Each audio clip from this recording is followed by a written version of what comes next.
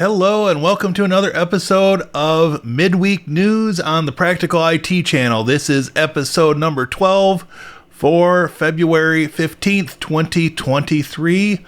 Let's get into it. First up this week, we've got a beginner's guide for learning your way around the Gnome desktop environment. If you're new to using Gnome or just want to see some of the highlights of how to navigate, this is the article for you. Next up, how to set up SSH keys with YubiKey as two-factor authentication.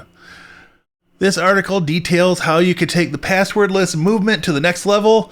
With SSH keys, you could already do automatic logins when connected to a server, which is great for running things like Ansible remotely.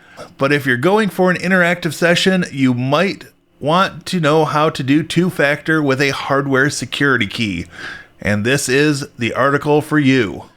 Canonical has announced general availability of a RealTime Ubuntu kernel.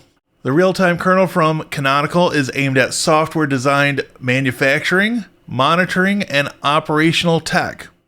It is only going to be available in Ubuntu Pro subscriptions, which are free for personal and small-scale commercial use for up to 5 machines. There are a few caveats, however. This does not work with proprietary NVIDIA graphics drivers and cannot be enabled alongside Canonical's live patch feature that offers rebootless kernel updates. So, while this is novel, you might want to hold off if you run an NVIDIA card or want to update your kernel without reboots. Moving on. The dig command, the most common use case examples. For those not in the know, dig is a useful command for working with DNS, from simple DNS server queries to more advanced troubleshooting and analysis scenarios. Dig is the tool you will want to know about. So check out the article and you can be almost guaranteed to learn something new today. Just Perfection 23 Gnome extension adds several new features.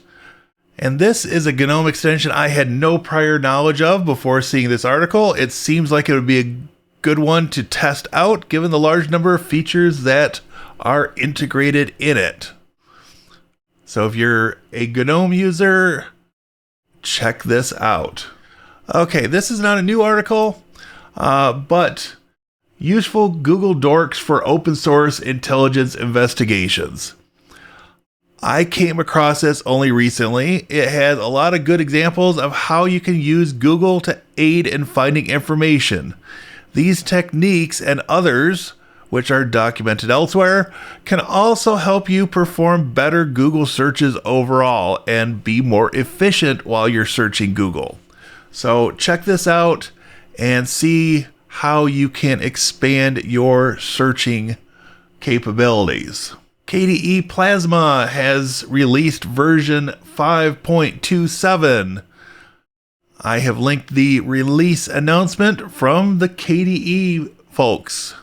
So check that out if you use KDE or are interested in checking out a different desktop environment. And speaking of KDE, Chaos Linux 2023.02 has been released with the KDE Plasma 5.27 LTS desktop and the Linux kernel 6.1 LTS. This is what life on the bleeding edge of Linux was meant to be like. If you want to check out the latest KDE Plasma and kernel 6.1, this is the distribution to try. Gnome 44 release, overview of its features and enhancements. Highlights include GNOME shell updates, image preview in the native file picker, tree view in GNOME files, improved accessibility in the settings app, and GNOME Web GTK4 port. GNOME 44 will release on March 22nd, 2023, and should become available in April as part of Fedora 38, Ubuntu 23.04, Arch Linux, and Debian Unstable. Getting started with Proxmox Backup Server. We have talked about Proxmox Backup Server on this channel before, and in fact, I have a video covering the installation of it, linked below. This article walks through the installation and basic usage of the product. So check that out. If you are a Proxmox user and have not yet gone through the installation and setup of Proxmox backup server. Ikea announces Matter-enabled smart indoor air quality monitor with large display. Leave it to none other than Ikea to bring what will likely be an affordable air quality monitor. For those unaware, Matter is a specification of how IoT devices should talk to each other, and is quickly gaining support across the IoT industry, including the open source Home Assistant project, which added initial support in late 2022. According to the article, other similar products are priced at around $99, and you can rely on IKEA to likely go below that price point.